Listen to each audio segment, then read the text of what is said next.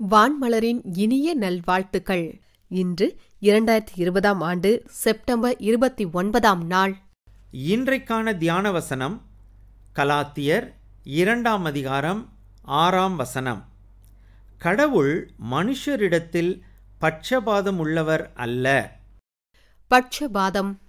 சமய சட்டங்கள் பலவற்றை கட்டாய கடமையாக யூத மக்கள் எண்ணியிருந்தனர். கிறிஸ்தவர் ஆன பின்பும் சில யூதர்களிடம் இந்த நினைப்பு தொடர்ந்தது. கிரேக்கர் போன்ற பிற மக்கள் கிறிஸ்துவை நம்பி ஏற்றுக்கொண்ட பின்பு திருமுழுக்கை பெற்று திருச்சபையில் சேர்ந்தனர். இவர்கள் புதிய கிறிஸ்தவர்கள். இவர்கள் யூத சமய சடங்குகளை கடைபிடித்தே ஆக வேண்டும் என்றனர் யூத கிறிஸ்தவர்கள். இதனால் திருச்சபையில் பிளவு ஏற்பட்டது. இந்த சூழ்நிலையில்தான் பவுல் தியான வரிகளை சொன்னார். கிறிஸ்தவத்தில் அநேக சபை பிரிவுகள் இருக்கின்றன. தங்கள் கொள்கைக்கு ஏற்ப கடவுள் இவர்களோடு மட்டுமே இருக்கிறார் என்றும் இவர்கள் மட்டுமே மீட்கப்பட்டவர்கள், மறுபடியும் பிறந்தவர்கள் என்று சொல்லுகின்றனர். இது சரியல்ல. அவர் எல்லாருக்கும் கடவுள். கடவுளை விசுவாசிக்க எதுவும் தடையாக இருக்க முடியாது. கிறிஸ்து வழியே கடவுள் தம்மை வெளிப்படுத்தினார்.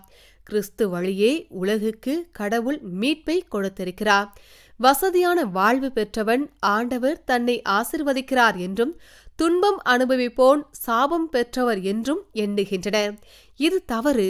பிறருக்கு ஆசிர்வாதமாக இருப்பதற்காகவே கடவுள் நம்மை ஆசிர்வதிக்கிறார் என்று புரிந்து கொள்ளுவோம். பட்சபாதம் ஏற்படுவதாலே விசுவாச சலனங்கள் ஏற்படுகின்றன. பணம் ஒரு சிலரின் கையில் விளையாடுகிறது. கல்வியும் பதவியும் சிலருக்கு மட்டும் கிடைக்கிறது. ஆனால் ஒடுக்கப்பட்டோர் உரிமைக்காக போராட வேண்டியதாகிறது. பிறருக்கு வழங்கி வாழுகிற அன்பு, கருணை போன்றவைகளை கடவுள் நம்மிடம் எதிர்பார்க்கிறார். ஏழைக்கு இறங்குவோன் கர்த்தருக்கு கடன் கொடுக்கிறான். அன்பின்றி வாழ்ந்த செல்வந்தன் நரகத்தில் துன்புற்றான் என்று இயேசு ஏழை லாசரு நிகழ்ச்சியில் சுட்டிக்காட்டுகிறார். கடவுள் பட்சபாதம் பாராதவராய் இருக்கிறார். அவருடைய பிள்ளைகளும் பட்சபாதம் இல்லாமல் வாழுவோம். சம நீதி காப்போம். சரித்திரம் படைப்போம். ஜெபிப்போம். கடவுளே, சமத்துவம் காண தடையான எல்லா எண்ணங்களையும் என்னிலிருந்து விலக்கும். சமாதான பிரபுவாகிய இயேசுவால் பாவ மன்னிப்பு பெற்று கடவுள் பட்சபாதம் உள்ளவர் அல்ல என்று உணர்ந்து கொள்ளும் அருள் தாரும். ஆமீன். இன்றைய தியானத்திற்கான கேள்வி: விசுவாச சலனங்கள் எப்போது ஏற்படும்? கேள்விக்கான பதிலை கீழ்க்கண்ட எண்ணுக்கு SMS அல்லது வாட்ஸ்அப்பில் அனுப்பவும்.